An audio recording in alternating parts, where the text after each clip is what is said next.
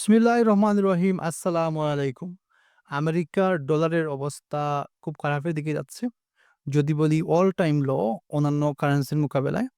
আজ আবার আমেরিকার স্টক মার্কেট ক্রাশ করছে। এর মাধ্যমে বোঝা যাচ্ছে যে লড়াই মনে হচ্ছে হয়েছিল শেষ হয়ে গেছে কিন্তু আবারও সেটা কিন্তু জিন্দা হয়ে গেছে। এবং সবাই ভেবেছিল যে ট্রাম্প হয়তোবা পুশ করে ফেলছে ৯০ দিনের জন্য সব ঠিক হয়ে যাবে কিন্তু না। তার উল্টোটা করতেছে কিন্তু। এখন পরিস্থিতি জটিল হতে যাচ্ছে day by day. Donald Trump এর কাছে যত কার্ড ছিল সে কিন্তু খেলতেছে। এখনো ট্রাম্প ডলারকে সিকিউর করতে কিন্তু পারে নাই। চায়নার উপর ট্যারিফ এড করার মাধ্যমে ইউএস স্টক মার্কেট কিন্তু খুব খারাপভাবে ক্রাশ করছে আজকে। চায়না খুব নীরবতার সাথে ইউএস এর এই কার্ড খেলাগুলা দেখতেছে, মুভমেন্ট গুলা ফলো করতেছে। ট্রাম্প যত কার্ড ছিল সব কিন্তু কার্ড খেলার ট্রাই করতেছে। মনে হচ্ছে ট্রাম্প তার আকারই কার্ড একদম খেলে ফেলছে। কারণ হচ্ছে রিসেন্টলি ১৪৫ 145% ট্যারিফ এড করেছে চায়নার উপরে। চায়না তার মেজর কার্ডগুলা কিন্তু এখনো খেলার বাকি। যখন ট্রাম্পের সব কার্ড খেলা শেষ হয়ে যাবে ঠিক তখনই কিন্তু চায়না তার কার্ড খেলবে, স্টক কার্ড খেলবে। চায়না কি সিদ্ধান্ত নিচ্ছে বা কি নিয়ে কাজ করছে সেটা কিন্তু বোঝা যাচ্ছে না এক্সাক্টলি কি ঘটবে। চিন্তার বিষয় হচ্ছে ইউএস স্টক মার্কেটে এখনো কিন্তু স্টেবিলিটি নাই।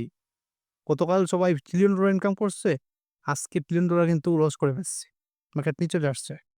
কখন মার্কেট উপরে যাচ্ছে, কখন নিচে যাচ্ছে এটা কিছুই বলা যাচ্ছে না। মানে স্টেবল না। একদম আনস্টেবল একটা অবস্থায় রয়েছে ইউএস স্টক মার্কেট।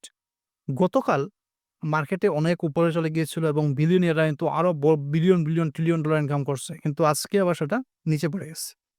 শান্তভাবে চায়না আমেরিকার কত বড় ক্ষতি করতেছে এটা কিন্তু এখনো বোঝা যাচ্ছে না এক্সাক্টলি যে কোন স্টেপে ওরা কাজ করতেছে। কারণ ওয়ার্লড ওয়াইড ওয়েলের প্রাইস কিন্তু তেলের দাম একদম ক্রাশ করে গেছে, একদম কমে গেছে।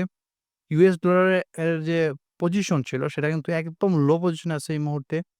ইউএস ডলারের বর্তমান অবস্থা খুবই নাজুক অবস্থা আছে এবং সময়ের একদম খারাপ অবস্থায় আছে। এত খারাপ অবস্থায় কিন্তু আগে কোনো ইউএস ডলার ছিল না। ইউএস ডলারের ভ্যালু কিন্তু দিন, দিন কমতেছে এবং এটা রিকভারি হওয়ার কোনো সম্ভাবনা কিন্তু দেখা যাচ্ছে না। কানার যে কার্ড খেলতেছে সেটা হচ্ছে রিসেন্টলি কানাডা গতকাল কি করছে সে $৫০ বিলিয়ন যে ইউএস বন্ড ছিল সেটা সেল করে দেয় এবং এই নিউজটা পাবলিশ হওয়ার পরেই কিন্তু স্টক মার্কেট একদম ক্রাশ করে আমেরিকার। এবং বর্তমান কিন্তু গোল্ড প্রাইস একদম হাই আছে, অল টাইম হাই এবং মানুষ ভেবে পাচ্ছে না যে কোথায় সে টাকা ইনভেস্ট করবে। আজ এ পর্যন্ত আসসালামু আলাইকুম।